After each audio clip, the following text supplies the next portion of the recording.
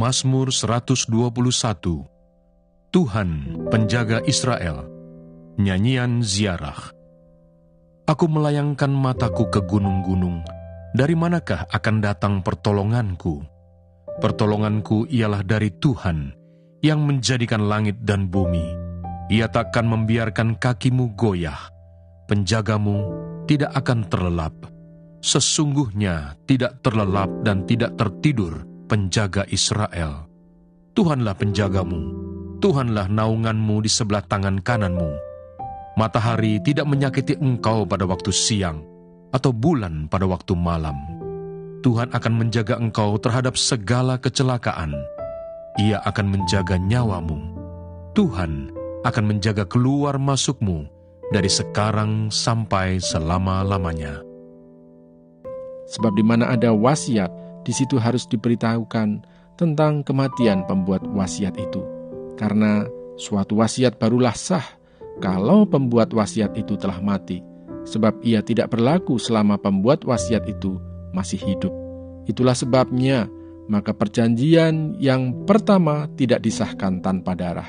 Sebab sesudah Musa memberitahukan semua perintah hukum Taurat kepada seluruh umat, ia mengambil darah anak lembu dan darah domba jantan serta air dan bulu merah dan hisop, lalu memerciki kitab itu sendiri dan seluruh umat, sambil berkata, "Inilah darah perjanjian yang ditetapkan Allah bagi kamu." Dan juga kemah dan semua alat untuk ibadah dipercikinya secara demikian dengan darah. Dan hampir segala sesuatu disucikan menurut hukum Taurat dengan darah, dan tanpa penumpahan darah tidak ada pengampunan. Jadi segala sesuatu yang melambangkan apa yang ada di sorga haruslah ditahirkan secara demikian. Tetapi benda-benda surgawi sendiri oleh persembahan-persembahan yang lebih baik daripada itu. Sebab Kristus bukan masuk ke dalam tempat kudus buatan tangan manusia yang hanya merupakan gambaran saja dari yang sebenarnya, tetapi ke dalam sorga sendiri untuk menghadap hadirat Allah guna kepentingan kita. Dan ia bukan masuk untuk berulang-ulang mempersembahkan dirinya sendiri, sebagaimana imam besar setiap tahun masuk ke dalam tempat kudus dengan darah yang bukan darahnya sendiri. Sebab jika demikian, ia harus berulang-ulang menderita sejak dunia ini dijadikan. Tetapi sekarang ia hanya satu kali saja menyatakan dirinya pada zaman akhir untuk menghapuskan dosa oleh korbannya. Dan sama seperti manusia ditetapkan untuk mati hanya satu kali saja, dan sesudah itu dihakimi, demikian pula Kristus hanya satu kali saja mengorbankan dirinya untuk menanggung dosa banyak orang. Sesudah itu ia akan menyatakan dirinya sekali lagi tanpa menanggung dosa untuk menganugerahkan keselamatan kepada mereka yang menantikan Dia. Yehezkiel pasal 17. Lambang ketidaksetiaan Raja Zedekia.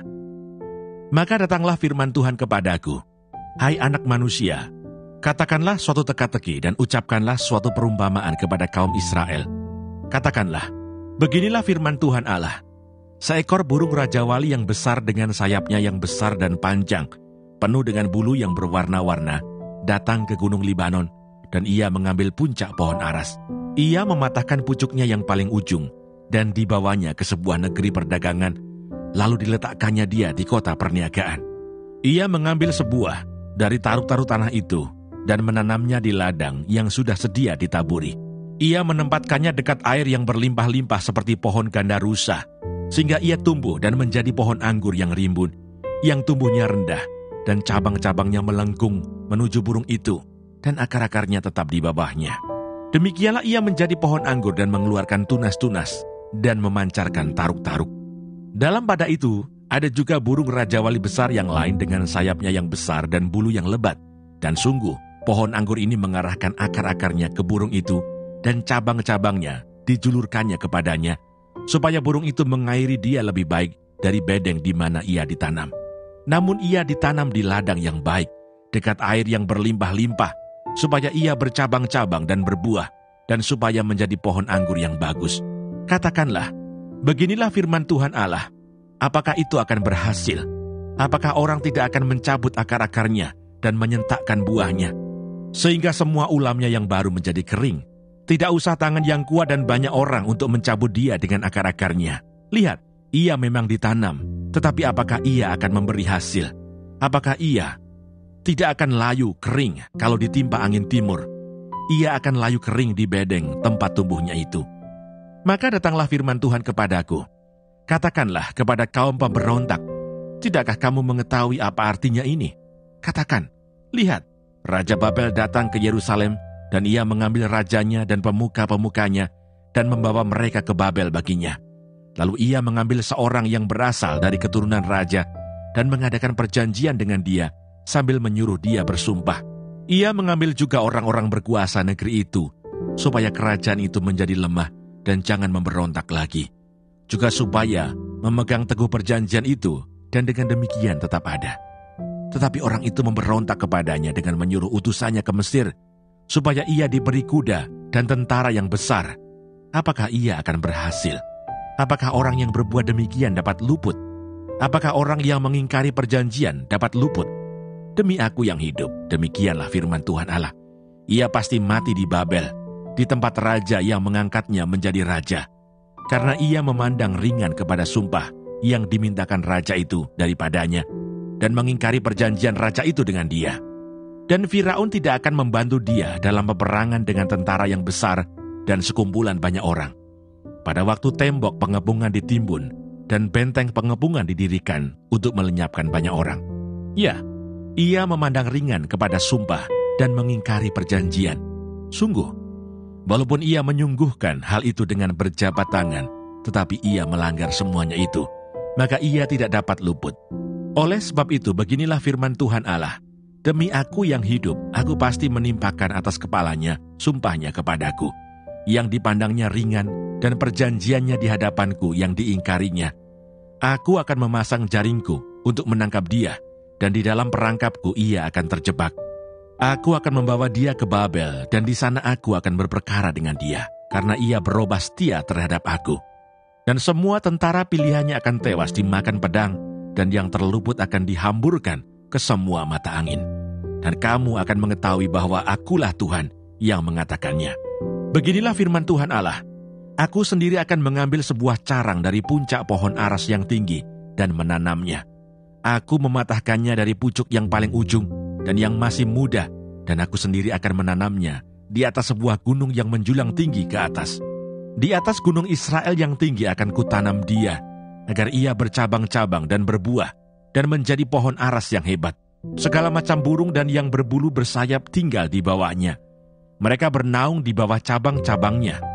Maka segala pohon di ladang akan mengetahui bahwa aku, Tuhan, merendahkan pohon yang tinggi dan meninggikan pohon yang rendah, membuat pohon yang tumbuh menjadi layu kering, dan membuat pohon yang layu kering bertaruh kembali. Aku Tuhan yang mengatakannya dan akan membuatnya. Yehezkiel pasal 18. Setiap manusia bertanggung jawab atas dirinya. Maka datanglah firman Tuhan kepadaku. Ada apa dengan kamu, sehingga kamu mengucapkan kata sindiran ini di tanah Israel? Ayah-ayah makan buah mentah, dan gigi anak-anaknya menjadi ngilu. Demi aku yang hidup, demikianlah firman Tuhan Allah. Kamu tidak akan mengucapkan kata sindiran ini lagi di Israel. Sungguh, semua jiwa aku punya, baik jiwa ayah maupun jiwa anak aku punya. Dan orang yang berbuat dosa, itu yang harus mati.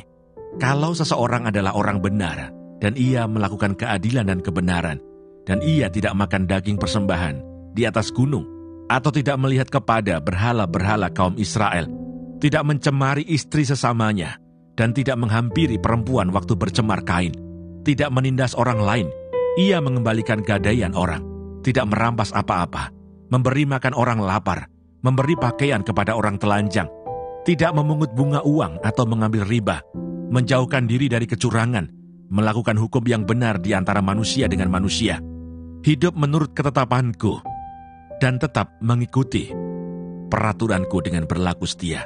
Ialah orang benar, dan ia pasti hidup. Demikianlah firman Tuhan Allah. Tetapi kalau ia melahirkan seorang anak yang menjadi perampok, dan yang suka menumpahkan darah, atau melakukan salah satu dari hal-hal itu, walaupun ayah tidak melakukan satu pun, juga makan daging persembahan di atas gunung, dan mencemari istri sesamanya, menindas orang sengsara dan miskin, merampas, tidak mengembalikan gadaian orang, melihat kepada berhala-berhala dan melakukan kekejian, memungut bunga uang dan mengambil riba, Orang yang demikian tidak akan hidup. Segala kekejian ini dilakukannya, ia harus mati, darahnya tertimpa kepadanya sendiri. Sesungguhnya kalau ia melahirkan seorang anak, dan anak ini melihat segala dosa yang dilakukan ayahnya, tetapi menginsafi hal itu, sehingga tidak melakukan seperti itu. Ia tidak makan daging persembahan di atas gunung, dan tidak melihat kepada berhala-berhala kaum Israel, tidak mencemari istri sesamanya, tidak menindas orang lain, tidak mau meminta gadai, tidak merampas apa-apa, memberi makan orang lapar, memberi pakaian kepada orang telanjang, menjauhkan diri dari kecurangan, tidak mengambil bunga uang atau riba, melakukan peraturanku, dan hidup menurut ketetapanku. Orang yang demikian tidak akan mati karena kesalahan ayahnya. Ia pasti hidup. Ayahnya yang melakukan pemerasan, yang merampas sesuatu, dan yang melakukan hal-hal yang tidak baik di tengah-tengah bangsanya, sungguh ia akan mati karena kesalahannya. Tetapi kamu berkata, mengapa anak tidak turut menanggung kesalahan ayahnya? Karena anak itu melakukan keadilan dan kebenaran, melakukan semua ketetapanku dengan setia, maka ia pasti hidup. Orang yang berbuat dosa itu yang harus mati. Anak tidak akan turut menanggung kesalahan ayahnya, dan ayah tidak akan turut menanggung kesalahan anaknya. Orang benar akan menerima berkat kebenarannya, dan kefasikan orang fasik akan tertanggung atasnya. Tetapi jikalau orang fasik bertobat dari segala dosa yang dilakukannya, dan berpegang pada segala ketetapanku, serta melakukan keadilan dan kebenaran, ia pasti hidup, ia tidak akan mati. Segala durhaka yang dibuatnya tidak akan diingat-ingat lagi terhadap dia. Ia akan hidup karena kebenaran yang dilakukannya. Apakah aku berkenan kepada kematian orang fasik? Demikianlah firman Tuhan Allah. Bukankah kepada pertobatannya supaya ia hidup? Jikalau orang benar berbalik dari kebenarannya dan melakukan kecurangan seperti segala kekejian yang dilakukan oleh orang fasik, apakah ia akan hidup? Segala kebenaran yang dilakukannya tidak akan diingat-ingat lagi. Ia harus mati karena ia berubah setia dan karena dosa yang dilakukannya. Tetapi kamu berkata, tindakan Tuhan tidak tepat. Dengarlah dulu, hai kaum Israel. Apakah tindakanku yang tidak tepat, ataukah tindakanmu yang tidak tepat? Kalau orang benar berbalik dari kebenarannya dan melakukan kecurangan sehingga ia mati, ia harus mati karena kecurangan yang dilakukannya. Sebaliknya, kalau orang fasik bertobat dari kefasikan yang dilakukannya, dan ia melakukan keadilan dan kebenaran, ia akan menyelamatkan nyawanya. Ia insaf dan bertobat dari segala durhaka yang dibuatnya. Ia pasti hidup, ia tidak akan mati. Tetapi kaum Israel berkata, tindakan Tuhan tidak tepat. Apakah tindakanku yang tidak tepat, hai kaum Israel? Ataukah tindakanmu yang tidak tepat? Oleh karena itu aku akan menghukum kamu masing-masing menurut tindakannya, hai kaum Israel. Demikianlah firman Tuhan Allah. Bertobatlah dan berpalinglah dari segala durhakamu, supaya itu jangan bagimu menjadi batu sandungan yang menjatuhkan kamu ke dalam kesalahan. Buangkanlah daripadamu segala durhaka yang kamu buat terhadap aku, dan perbaharuilah hatimu dan rohmu. Mengapakah kamu akan mati, hai kaum Israel? Sebab aku tidak berkenan kepada kematian seseorang yang harus ditanggungnya. Demikianlah firman Tuhan Allah. Oleh sebab itu bertobatlah supaya kamu hidup.